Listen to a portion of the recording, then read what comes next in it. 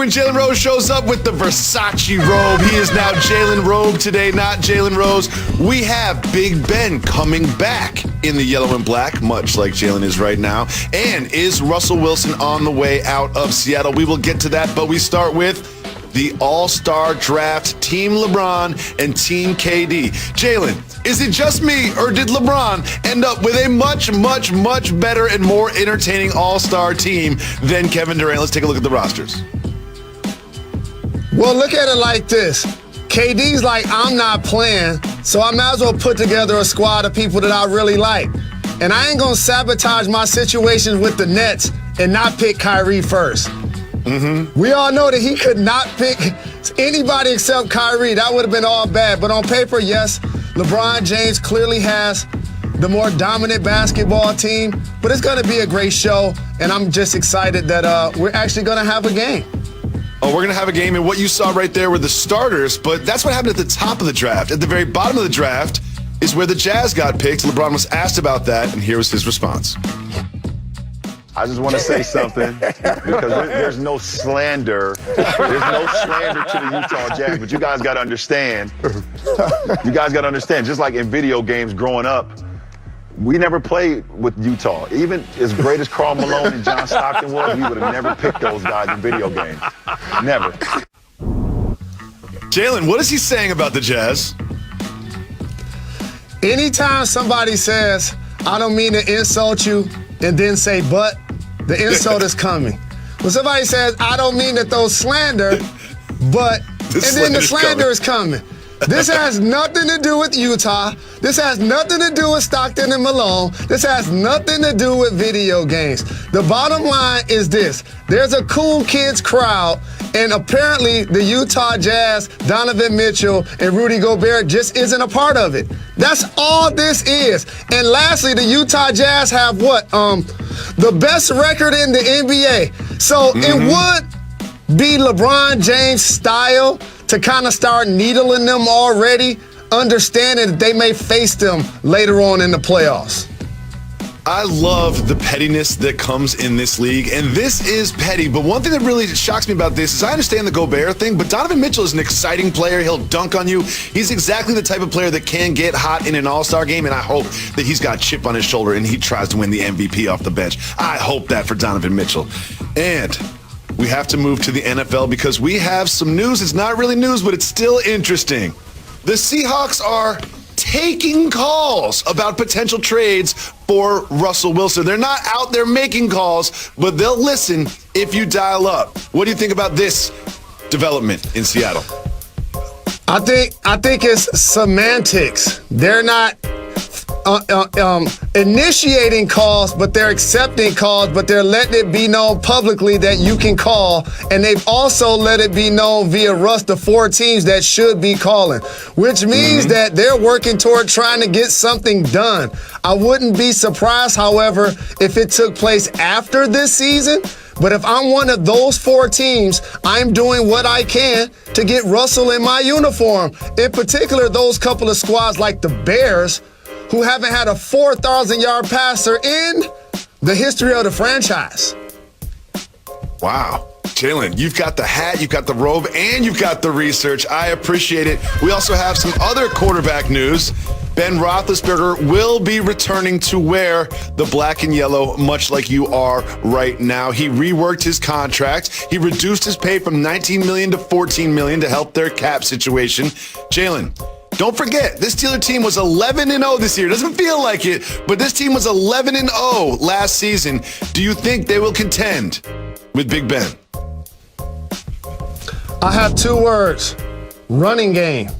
That's what has to get fixed in Pittsburgh. When they're at their best, it's physical defense that can stop the run and cause turnovers. And on the offensive side, of course, Big Ben is a Hall of Famer, and they have great weapons on the outside.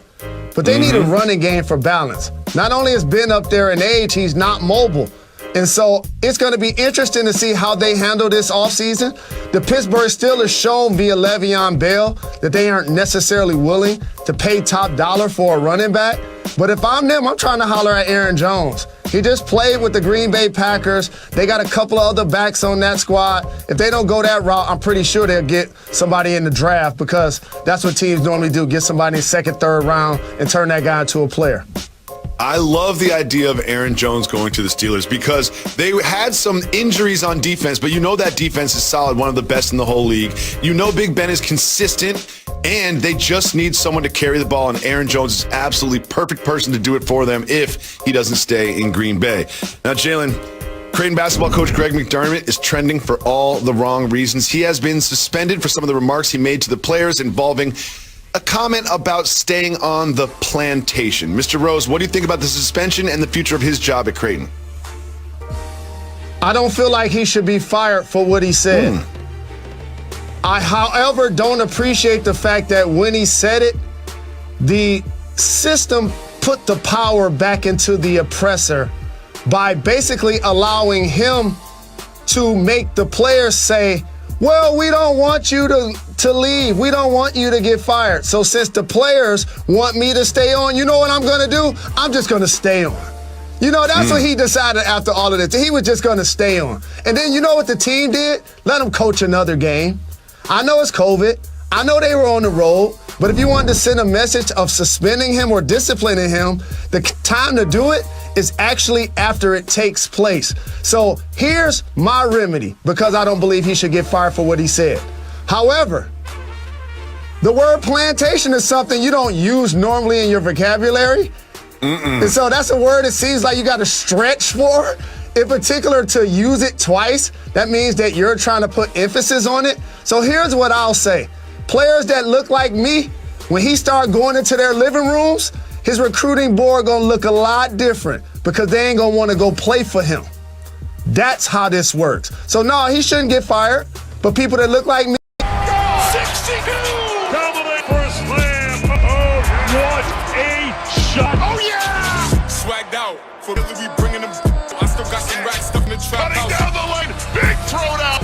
Whooped it. Tell my side of some movie.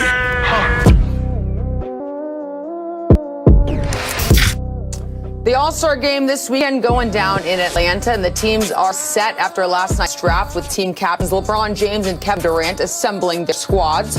LeBron taking Giannis with his top pick, Durant taking teammate Kyrie Irving with his now LeBron rounded out his top five with Steph, Luka, and Jokic. Durant, he will not be playing in the game, so joining Kyrie in the top five, Joel Embiid, Kawhi Leonard, Bradley Beal, and Jason Tatum.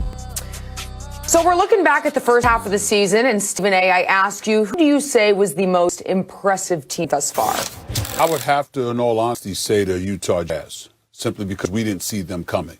Remember, even though it was an incredible playoff series that they had against the Denver Nuggets that went 7 games, even though they surrendered a 3-1 lead, if I remember correctly, and Donovan Mitchell and Jamal Murray just put on a show for the ages. And the one thing we mentioned about it is that it was the first round instead of a conference finals or an NBA finals. The bottom line is the Utah Jazz won them in the first round. Even though it was bubble play, that's still what happened. And when you look at this team, you've always known it's a quality team because I happen to believe that Quinn Snyder's an exceptional coach. His staff does an exceptional job. But they're good enough to be interesting. They're good enough to get to the postseason, and then they're just not good enough to extend their season beyond the first round of the playoffs. You don't get that impression now. They were 27-9 or so. They're a top 5 defensive team. They're a top 5 offensive team. They're leading 3-point shooting team in the entire National Basketball Association. They share the basketball. They're selfless. They trust one another. They move basketball. They play together. They play unselfishly. They play defense. You've got defense on the perimeter in Royce O'Neal. You got defense on the interior in Rudy Gobert whenever he's not going up against Joel Embiid. And then everybody else seems to matriculate to the circumstances and ultimately end up handling their business collectively. In the end, the Utah Jazz give you every impression that you are going to have to deal with them, that the road to the finals is going to have to go through Utah. It's going to have to go through Salt Lake City. It's not going through the Los Angeles per se and let Anthony Davis find a way to get himself 100% healthy. I don't think any of us saw that coming. We suspected it would be Denver with the Joker and Jamal Murray. We wondered aloud whether or not it would be the Clippers redeeming themselves after collapsing against the Denver Nuggets in the Western Conference Finals. We even entertained the possibility of Portland because of C.J. McCollum and Damian Lillard, along with adding Covington to the crew, assuming a healthy Nurkic would be there, and of course Carmelo Anthony making his contribution. We didn't see the Utah Jazz coming